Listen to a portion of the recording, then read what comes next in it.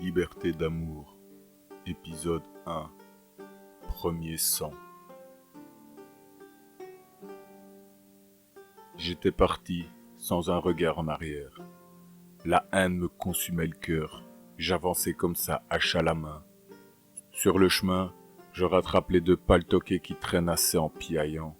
Ils se sont écartés sur mon passage. L'un a chuchoté quelque chose à l'oreille de l'autre et ils ont fait demi-tour. Je me suis rendu compte que je devais avoir une drôle d'allure. J'allais attirer l'attention dans le village. Alors j'ai replié mon arme. Oui, j'ai inventé une arme qui se replie. Bref, je l'ai rangée dans mon sac et je me suis mis à réfléchir à une histoire. Je ne pouvais pas passer comme ça sans avoir une réponse pour ceux qui me demanderaient où j'allais.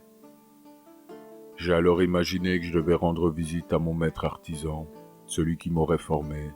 Je pensais que ça suffirait pour le moment et que j'aurais le temps de peaufiner cette histoire plus tard.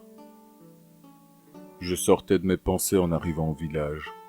Comme attendu, je soulevai 2 ou 3 regards curieux, mais rien de plus. Sans attendre, je me dirigeais vers la petite échoppe de la boulangère. Quand je rentrais, j'allais directement au comptoir, non sans remarquer une visiteuse encapuchonnée dans un coin. Elle me tournait le dos. Je ne lui prêtais pas plus d'attention et je m'adressais à la grosse femme à l'air fatigué. Je la saluai et lui demandai 2 brioches sucrées. Vu mes économies, je ne pouvais pas m'en offrir davantage. Elle me fixa une seconde, puis un grand sourire illumina son visage. Tout en emballant mes miches, elle me remercia pour les étagères. Son dôme était si reconnaissant. Elle me demanda où je partais comme ça. Je lui servis mon baratin et elle opina. Elle refusa que je lui paye les pains et me souhaita bon voyage. Quand je quittais l'échoppe, l'étrange visiteuse me scrutait de sous sa capuche. Je ressentis une drôle d'impression, mais j'étouffai celle-ci dans l'œuf et je sortis. Je n'avais pas le temps pour ça. En traversant la place du village, je m'arrêtai à l'étal d'un trappeur. J'achetai un peu de viande séchée avec les 2 sous non dépensés. Je m'apprêtais à reprendre mon chemin quand je ressentis à nouveau ce sentiment. On m'épiait. Mais il y avait du monde sur la place et je ne pus trouver ce regard aigu posé sur moi. Je me remis en chemin, mais cette étrange sensation ne me quitta plus. Au détour de la dernière maisonnette, je tombai nez à nez avec un personnage bourru, un bûcheron ou un chasseur.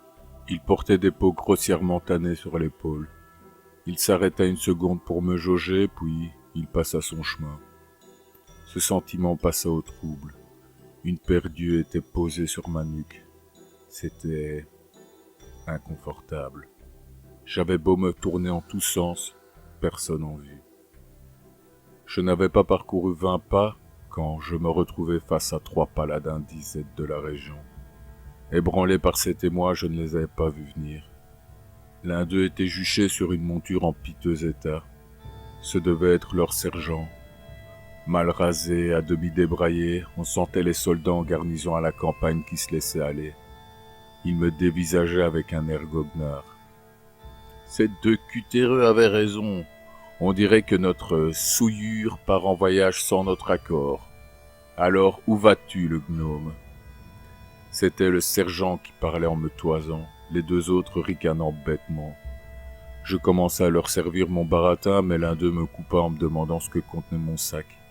J'y mis la main pour attraper mon arme. Ces 3-là allaient y avoir droit. Mais je me dis bêtement que la pauvre bête était innocente. C'est à ce moment-là qu'elle cabra. En évitant ses sabots, je me retrouvai le cul par terre. Je me remis debout sous les rires gras de ces 3 abrutis. Je dépliai ma hache et fauchai les 2 pattes avant de la vieille carne dans le même mouvement. Elle s'écroula avec le capitaine du même coup. Sans attendre, j'envoyai ma lame dans le ventre de mon adversaire le plus proche. Il tomba à genoux, essayant de retenir ses viscères. En un pas, je fus face au 3e demeuré qui essayait de dégainer son épée en tremblant. À la volée, je fis prendre son essor à sa rotule. Je suivis le mouvement et le décapita avec force. Lentement, je me dressai au-dessus du sergent qui beuglait coincé sous son cheval. Sans aucune pitié, j'abattis mon arme sur son visage. Je frappai jusqu'à ce que les geignements s'arrêtent. Les halètements misérables de l'éventré s'éteignirent à ce moment. J'ai hurlé ma première victoire à la face du monde. Le combat ne faisait que commencer. Quand j'eus repris mon souffle, je sortis une lanière de cuir de mon sac. Encore un de mes bricolages, enfin. J'harnachai mon arme dans mon dos, je décidai de ne plus la replier et de la garder à portée de main. Ce sentiment d'être épié me gagnait à nouveau, mais je pris sur moi et je m'élançai sur la voie qui me mènerait à toi. Je fis fi des regards médusés des villageois et je m'en allai. Peux-tu me donner du vin, jolie créature? J'ai le gosier un peu sec et je ne fais que commencer.